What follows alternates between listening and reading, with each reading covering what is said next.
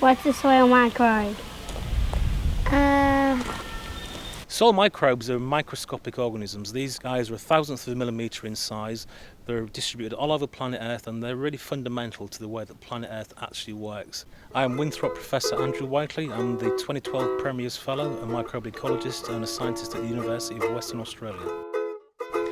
Today at the school we actually had one of what we call our public understanding of science programmes, and we basically interacted with the kids and taught them how to extract DNA from strawberries, and we had a question and answer session, so they asked questions about microbes such as, do microbes go to the toilet, do actually microbes feed, do microbes have brains? So it's a great set of questions.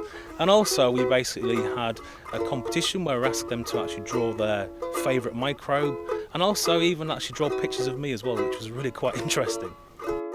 The DNA extraction protocol that we use and the practical for the kids is a very simple one. We take a strawberry, we cut it in half, they crush the strawberry up in salt and dishwasher soap, and then we use alcohol, which actually precipitates the DNA, and then they can spool the DNA on a candy stick, pretty much like fairy candy. How many microbes do you think are under your feet? 10,000 million. So one thing that's always fascinated me is the number of microbes that are out there, for example, in soils. So when you walk out in the field, if you put your footprint down and you look at it, essentially underneath your foot is about 10 trillion individual cells. What is a soil microbe? A virus?